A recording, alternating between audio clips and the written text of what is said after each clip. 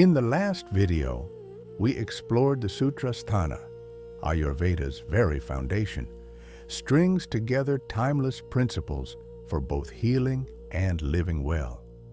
Its 30 chapters, arranged in 8 segments, begin with the Roga Chatushka, unveiling the treasures of nature and the art of using the right remedy at the right time. The Roga Chatushka shifts the focus to preserving health through daily routines, seasonal adaptation, honoring natural urges, and noble conduct. The Yojana Chatushka guides physicians in the science and ethics of healing, choosing battles wisely, understanding human nature, and mastering the doshas. In today's video, the 4th tetrad, Kalpana Chatushka, the tetrad of therapeutic purification procedures, is where Ayurveda steps into the realm of deep cleansing, reaching beyond mere symptom relief to touch the very roots of disease. Here lies the wisdom of Shodhana, the sacred art of biopurification, where the body is freed from its toxic burdens and restored to its natural state of harmony. This is not just treatment, it is renewal, a cleansing of both body and spirit. Before the great cleansing can begin, the patient must first be prepared. Just as a river must be unblocked before its waters can flow, the body must be loosened and softened so toxins can be released. The journey begins with the Snehana Adhyaya, the chapter of oleation, where Sneha, medicinal fats and oils, are given internally or applied externally. This oil, moving through the body like warm sunlight through snow, melts and loosens the deep-seated impurities. When this step is complete, the body is ready for the second preparation, Swedana. The Swedana teaches the art of fomentation, gentle sweating that coaxes the toxins from the tissues toward the central channels of the body. Together, Snehana and Swedana act as patient guides, leading the toxins toward their exit, ready to be expelled through Brimhana, therapeutic vomiting, or Virochana, therapeutic purgation. But great cleansing requires great readiness. The Upakalpaniya Adhyaya reminds the physician to be fully prepared before attempting Shodhana. It describes the ideal hospital, the instruments and medicines to be kept ready, and the standard procedures for Brimhana and Virochana. The healer must stand ready like a warrior before battle, equipped with every tool the task demands. Finally comes the Chikitsaprabhritiya Adhyaya, which speaks of the supreme value of Shodhana over Shamana, purification over mere palliation. Here, the text warns of the dangers of improper purification and sings of the blessings of doing it well. It also unveils subtle truths like Shuddha Chikitsa, pure treatment that works in perfect alignment with nature, and Svabhava Paramavada, the law of natural resolution, where the body, when freed from burden, heals itself. Thus, the Kalpana Chatushka is the physician's map for guiding a patient through the sacred passage of cleansing, preparing, purifying, and ultimately restoring the body to its original balance, like a temple washed clean for the return of the divine.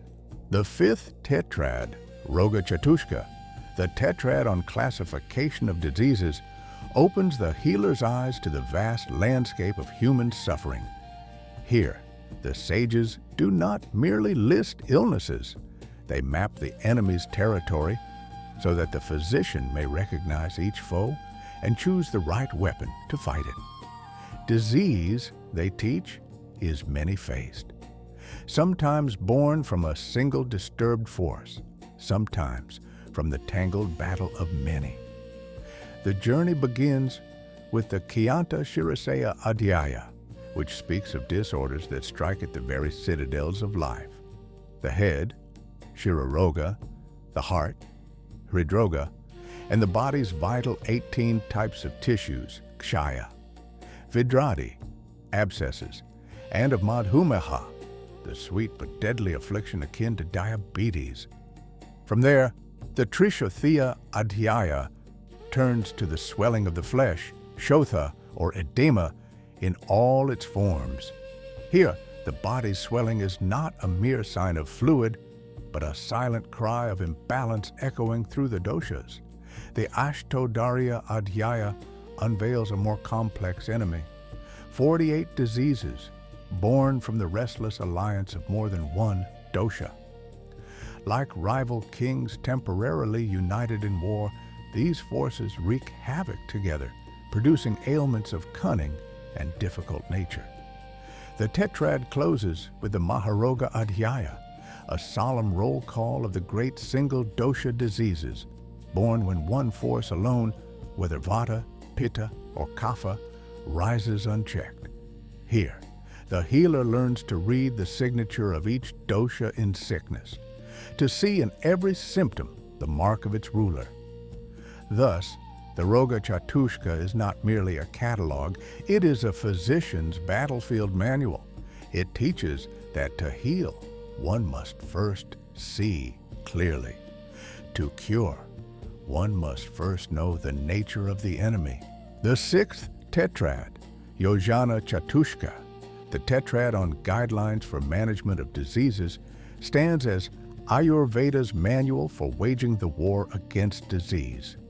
Here, the sages lay out not only the tools of healing, but also the wisdom of when and how to use them. It is a call to the physician to be both a skilled artisan and a wise commander, adapting the plan of treatment to the nature of the ailment and the condition of the patient. The journey begins with the Ashtauninditiya Adhyaya, where society's gaze falls harshly upon 8 kinds of individuals, ridiculed for their physical form. Of these, the sage pauses over 2, Atisthoola, the morbidly obese, and Atikrisha, the emaciated. Beyond social stigma, these conditions are marked by profound internal imbalance. Their causes, signs, and treatments are laid bare, revealing that the physician's duty is not to judge the body, but to restore its harmony. From here, the Langhana Brimhana Adhyaya unfolds the 6 great methods of treatment. Langhana, fasting to lighten the burden of excess. Brimhana, nourishment to rebuild the body's strength. Snehana, oleation. Swedana, fomentation.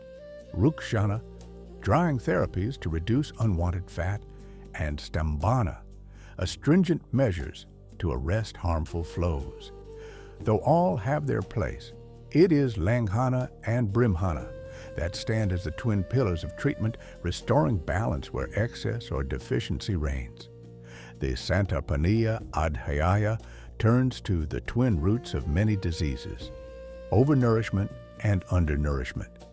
It teaches that both abundance and lack, when unbalanced, sow the seeds of illness, and that the cure lies in restoring the middle path of moderation. The tetrad closes with the Vidhishonitiya Adhyaya, which confronts the stubborn diseases born of vitiated rakta, the blood itself turned impure. Here, the text reveals the causes, signs, and cures for these blood-borne afflictions, which yield only to treatments of precision and depth. Thus, the Yojana Chatushka becomes the physician's war map, guiding him to choose the right therapy at the right time for the right patient. It is a reminder that healing is not a single act, but a strategy, a delicate balance between force and gentleness, reduction and nourishment, cleansing and building.